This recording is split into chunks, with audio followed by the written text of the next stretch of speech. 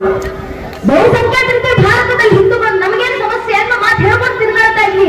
ನನ್ನ ನೆಚ್ಚಿನ ಬಂಧುಗಳೇ, ದಯವಿಟ್ಟು ಅರ್ಥ ಮಾಡ್ಕೊಳ್ಳಿ, ನಮ್ಮದೇ ಭಾರತ ದೇಶದ 9 ರಾಜ್ಯಗಳಲ್ಲಿ ಹಿಂದೂಗಳು ಅಲ್ಪಸಂಖ್ಯಾತರಾಗಿದ್ದೀವಿ.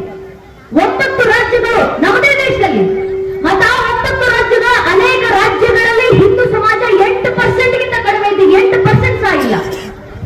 ಈ ಪರಿಸ್ಥಿತಿನಲ್ಲದೆ ಇನ್ಯಾವ ಹಿಂದೂಗಳು ಜಾಗೃತರಾಗೋದು, ಇನ್ಯಾವ ಹಿಂದೂ ಸಮಾಜ ಜಾಗೃತವಾಗೋದು?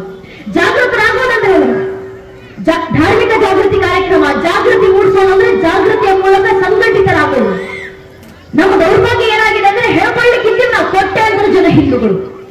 ಆದ್ರೆ ಆ ಕೋಟ್ಯಾಂತರ ಜನ ಹಿಂದೂಗಳಲ್ಲಿ ಎಷ್ಟು ಜನ ಹಿಂದೂಗಳು ನಿಜವಾಗ್ಲೂ ಹಿಂದೂಗಳಾಗಿ ಉಳಿದಿದ್ದೀವಿ? ಈ ಸಮಸ್ಯೆ ಏನಾಗಿದೆ ಅಂದ್ರೆ ಒಬ್ಬ ಹಿಂದುವಿನ ಮುಂದೆ ನಿಂತ್ಕೊಂಡು ನೀನು ಯಾವ ಸಮಾಜಕ್ಕೆ ಸೇರಿದ್ಯಪ್ಪ ಅಂದ್ರೆ ಹಿಂದುವಿನ ಬಾಯಿನಲ್ಲಿ ತನ್ನ ಧರ್ಮದ ಹೆಸರು ಬರೋಕ್ಕೂ ಮುಂಚೆ ಜಾತಿ ಹೆಸರು ಬರುತ್ತೆ. ಒಬ್ಬ ಹಿಂದೂ ಆಗೋಕ್ಕೂ ಮುಂಚೆ ಒಬ್ಬ ಹಿಂದೂ ಬ್ರಾಹ್ಮಣರಾಗ್ತಾರೆ, ಒಬ್ಬ ಹಿಂದೂ ಲಿಂಗಾಯತರಾಗ್ತಾರೆ, ಒಬ್ಬ ಹಿಂದೂ ಕುರುಬರಾಗ್ತಾರೆ, ಒಬ್ಬ ಹಿಂದೂ ಗೌಡರಾಗ್ತಾರೆ.